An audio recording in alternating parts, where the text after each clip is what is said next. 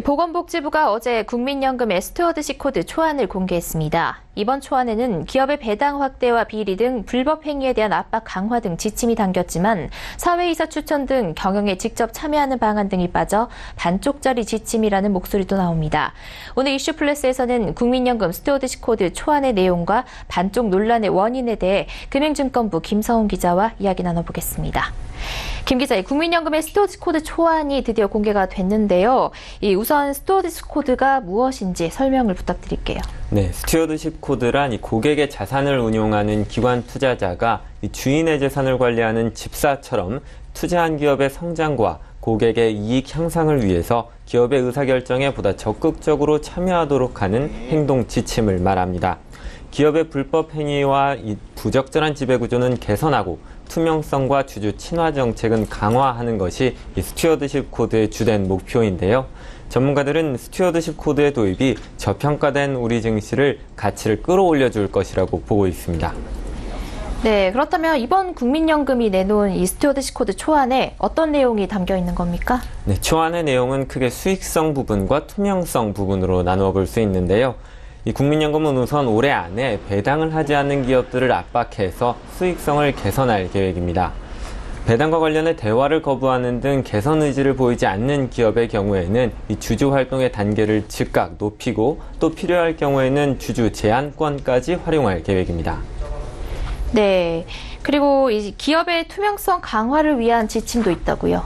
네, 맞습니다. 국민연금은 의사결정의 실효성과 투명성을 높이기 위해서 의결권 행사 내용을 사전에 공지하기로 했습니다. 현재는 의결권 행사 내용을 주주총회 후 14일 이내에 발표하는 것으로 지정이 되어 있는데요.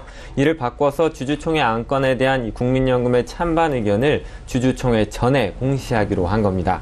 주주대표 소송제도 하반기부터 시행하기로 했습니다. 주주대표 소송이란 기업 임원이 횡령이나 배임과 같은 실수를 통해서 이 기업과 주주들에게 손해를 끼쳤을 때 국민연금이 주주 대표로 손해배상 소송을 하려고 나서는 것을 말합니다. 네, 주주의 권리, 기업 가치를 위한 다양한 지침들이 포함된 것 같은데요. 그럼에도 불구하고 반쪽짜리 제도라는 지적이 나오는 이유는 무엇일까요? 네, 이번 초안에 대해 실효성 의문이 나오는 가장 큰 이유는 직접적인 경영 참여에 대한 지침이 포함되어 있지 않기 때문인데요. 보건복지부는 이 사회이사, 감사를 포함한 임원 선임과 해임, 정관 변경 관련 주주 제한, 의결권 위임장 대결 등 직접적인 경영 참여 주주권 행사의 경우 추후에 다시 검토하겠다고 밝혔는데요. 보건복지부 관계자는 자본시장법 시행령뿐만 아니라 상법과 자본시장법이 상당히 기업 친화적이기 때문이라면서 직접 경영 참여 유보의 이유에 대해서 설명했습니다.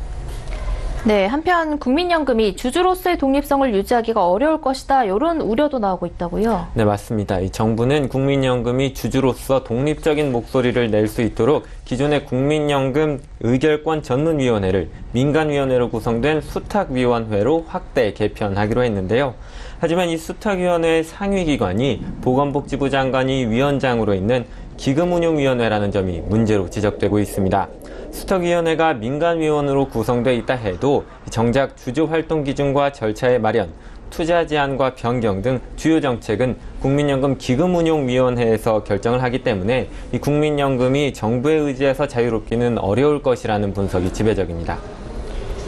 네, 국민연금이 내놓은 스튜어드십 코드 초안을 둘러싼 논란에 대해 김서훈 기자와 이야기 나눠봤습니다. 오늘 말씀 고맙습니다. 고맙습니다.